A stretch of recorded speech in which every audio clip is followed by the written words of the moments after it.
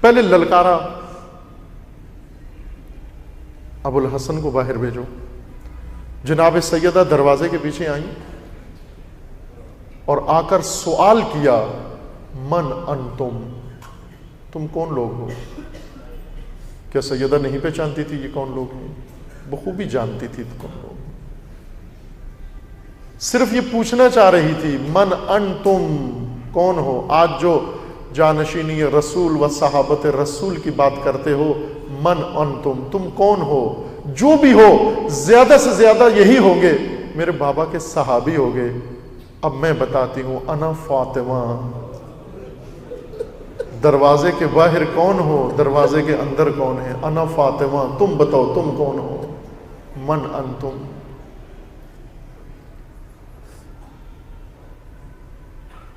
دوبارہ تکرار ہوا، علی کو بھیجو باہر. سیدہ نے جواب دیا زہرا کی زندگی میں تمہارے ہاتھ علی تک جا پہنچے.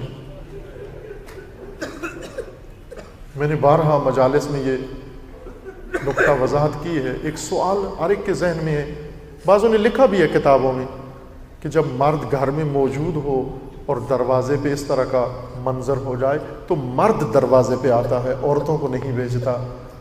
تو بی بی آئی کیوں ہے؟ بعضوں نے اس واقعے کے انکار کے لیے یہ دلیل بھیجی ہے کہ یہ کیسے ہو سکتا ہے کہ شیر خدا گھر میں ہو اور زوجہ دروازے پر آ جائے. ایسا ہی ہے، سوال اٹھتا ہے اور یہ سوال اٹھنا چاہیے لیکن جواب بھی سننا چاہیے. شیر خدا اٹھے، دروازے پہ آنا چاہا، جناب سیدہ نے بٹھا دیا. اے علی،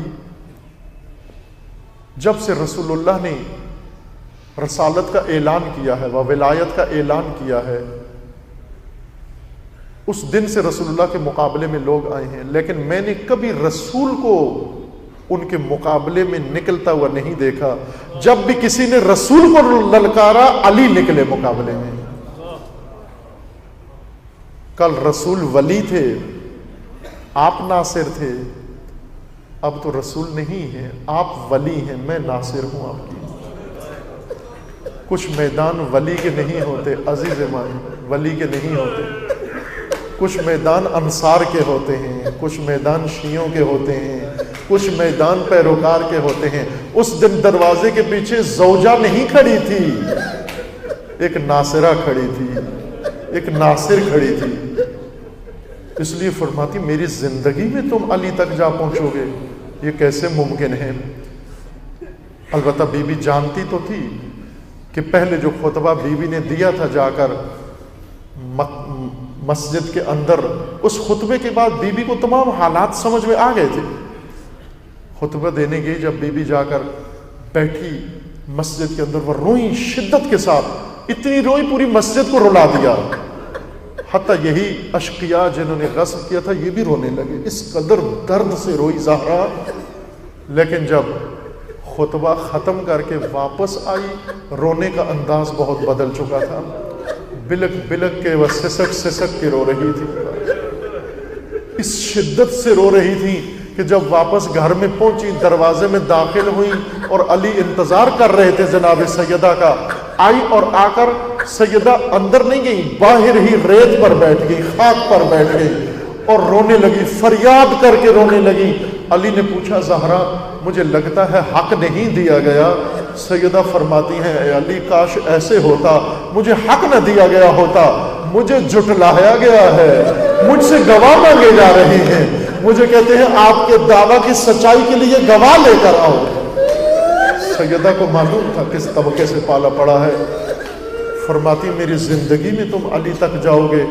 دھمکی دی جاتی ہے اگر دروازہ نہیں کھولیں گے دروازے کو آگ لگا دیں گے. دھمکی دی، پھر انتظار نہیں کیا.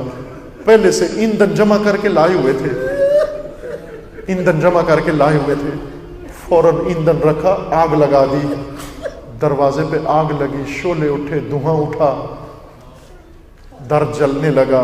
در جلنے کا بھی انتظار نہیں کیا، جلتے در کو ٹھوکر سے گرا دیا. در کا گرنا تھا، پشت در سے آواز آئی الیہ الیہ یا فضا. فضا آئیو، محسن شہید ہو گئے. سب مورخین نے تاریخ میں لکھا ہے کہ دروازے کی میخ زہرا کے پہلو میں جا لگی، پہلو زخمی ہو گیا، زہرا زمین پہ بیٹھ گئی، گر گئی۔ فضہ کو بلایا، فضہ قریب آتی ہیں، کہا فضہ مجھے اٹھانے سے پہلے اپنا کان میرے قریب لاؤ۔ فضہ کان لاتی ہیں قریب، فرماتی ہے فضہ علی کو معلوم نہ ہونے پائے زہرا زخمی ہو گئی، محسن شہید ہو گئے۔ کیوں کہ علی کی غربت و تنہائی کا احساس بڑھ جائے گا۔ ایک ناصرہ، ایک حامی مدینے کے اندر، اور وہ بھی زخمی، علی اور احساس تنہائی کریں گے۔ اسی اسنا میں جلتے دروازے کو پھلانگ کر اندر جاتے ہیں اور علی کو لے کر باہر جب واپس آتے ہیں، یہ بڑا دردناک منظر ہے، یہ بہت دردناک منظر ہے۔ شیر خدا کو کیسے لے کر آ رہے ہیں، کس عالم میں لے کر آ رہے ہیں، بس یہاں سے اندازہ لگا لو۔ اس حالت میں لے کر آئے کہ جب علی کو زہرا کے قریب سے گزارا، زہرا کو اپنا پہلو کا درد بھول گیا، اپنے زخمی پہلو سے ہاتھ اٹھایا، علی کے دامن پہ ڈال دیا اور تھام لیا۔ یہ لعین جس نے علی کو تھام لے کر آ رہا تھا، یہ خود بتاتا ہے، ایک خط میں اس نے دوسرے کو بتایا کہ میں نے کس طرح علی کا دامن چھڑایا زہرا سے۔ کہتا ہے میں نے دیکھا جب زہرا کا دامن، علی کا دامن زہرا کے ہاتھ میں آ گیا تو میں نے علی کو اپنی طرف کھینچا چند قدم کہ شاید بی بی زمین پہ تھی کہ یہ ہاتھ چھوٹ جائے، لیکن ہاتھ اتنا مضبوط تھا کہ زہرا زمین پر ساتھ کھینچتی چلی آئی، لیکن ہاتھ نہیں چھوڑا۔ میں سمجھ گیا یہ ہاتھ نہیں چھوٹے گا، یہ گرفت بہت مضبوط ہے۔ یہ لعین کہتا ہے میں نے دائیں بائیں دیکھا، میرے قبری منفذ کھڑا تھا، اس کی کمر بند میں تازیانہ تھا، میں نے تازیانہ کھینچا اور تازیانہ کھینچ کر ہوا میں لہرا کر اس زور سے دست اطہر زہرا پہ مارا کہ تازیانے کا لگنا تھا، نیلے زخم کا نشان پڑا، ہاتھ چھوٹ گیا۔ وہی زخمی ہاتھ علی کی طرف لہرا کر فرماتی ہے علی اللہ کے حوالے، علی اللہ کے حوالے۔